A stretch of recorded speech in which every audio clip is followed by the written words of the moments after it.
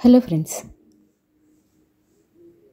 ఈ కాంపిటీషన్ ప్రపంచంలో మనం ఇంకొకరితో కంపేర్ చేసుకోవడం అనేది సర్వసాధారణం.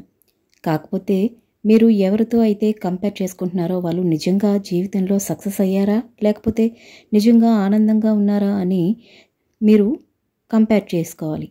అప్పుడు అవతల వాళ్ళతో మిమ్మల్ని మీరు కంపేర్ చేసుకోండి. అలా కాకుండా సోషల్ మీడియాలో ఫొటోస్ చూసి వాళ్ళ లైఫ్లో చాలా ఆనందంగా ఉన్నారనుకోవడం, మీరుగా ఫిక్స్ అయిపోవడం, వాళ్ళతో మీరు రేస్ పెట్టుకోవడం వంటివి ఆచితూచి మరీ కంపేర్ చేసుకోవాలి. ఒక ట్రాప్లో కాలేసినట్లే. కాబట్టి అలాంటి వాళ్ళ మీద ఎక్కువ మీరు ఫోకస్ చేసి నేను వాళ్ళలా ఉండాలి, వీళ్ళలా ఉండాలి అని మీరు మోసం చేసుకోకండి. మీరు అసలు అవతల వాళ్ళ మీద ఫోకస్ చేయకండి. కేవలం మీ గురించి మీరు మాత్రమే ఆలోచించుకోండి. ఎందుకంటే మీరు ఇతరుల జర్నీ మీద ఫోకస్ చేయడం వల్ల మీ పర్సనల్ జర్నీని మీరు మిస్ అవుతారు. మీరు చూసిన వ్యక్తి నిజంగా సక్సెస్ అయిన వాడే ఉండొచ్చు. అతను 10 సంవత్సరాలు కష్టపడి క్రియేట్ చేసుకునే ఏదైతే సక్సెస్ ఉందో మీరు 1 సంవత్సరంలో ఎలా క్రియేట్ చేస్తారు. కాబట్టి మీరు అతని జర్నీని పక్కన పెట్టి కేవలం మీ జర్నీ మీదే మీరు ఫోకస్ చేయండి. ఎందుకంటే అది మీ జీవితం కాబట్టి. అవతల వాళ్ళని ఇన్స్పిరేషన్గా తీసుకోవడం వేరు.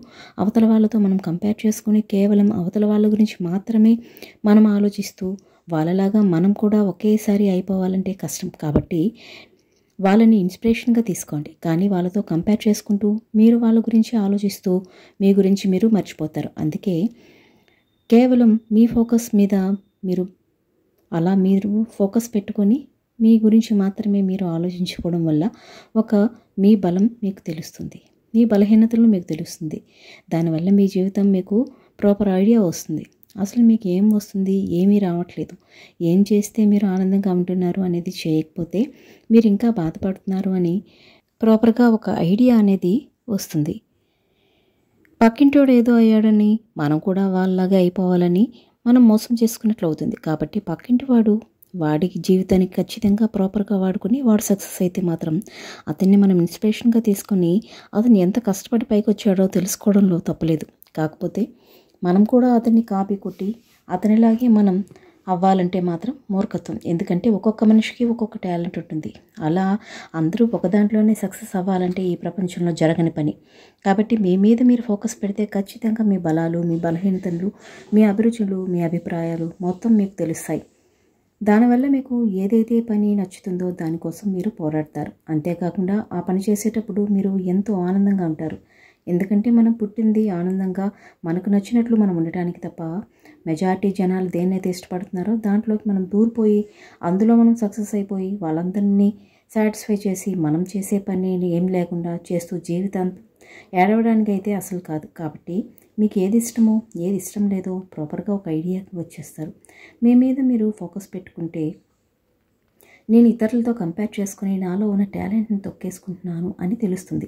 అసలు నాలో ఏ టాలెంట్ ఉందో ఎలా ఉందో మాత్రం మిమ్మల్ని ఎవరూ మార్చలేరు. ఇక్కడ ఇంకో ముఖ్యమైన విషయం ఏంటంటే మనిషికి ప్రశాంతత అనేది చాలా అవసరం.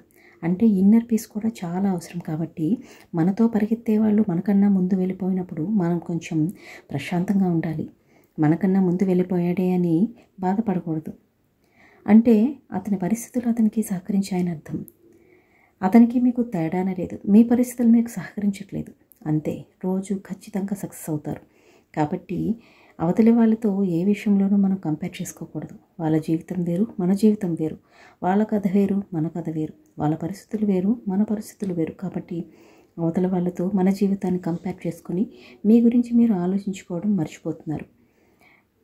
అవతలవాడు సక్సెస్ అయినా అవతలవాడు ఫెయిల్ అయినా సరే మనం అవతలి వాళ్ళతో అస్సలు కంపేర్ చేసుకోకూడదు. ఒక్కొక్కరికి సక్సెస్ అదే 20 ఇయర్స్కి వచ్చేస్తుంది, ఇంకా కొంతమందికి 40 ఇయర్స్కి వస్తుంది, ఇంకొంతమందికి 60స్కి వస్తుంది, మరికొంతమందికి అయితే చనిపోయే గంట ముందు కూడా రావచ్చు. మీ గురించి మీరు ఎక్కువగా ఆలోచించడం వల్ల, మిమ్మల్ని మీరు ఎక్కువగా పట్టించుకోవడం వల్ల మీకు సక్సెస్ అనేది చాలా ఎర్లీగా వస్తుంది. కాబట్టి పక్క వాళ్ళ గురించి ఆలోచించడం మానేసి మీ గురించి మీరు ఆలోచించడం మొదలుపెట్టండి.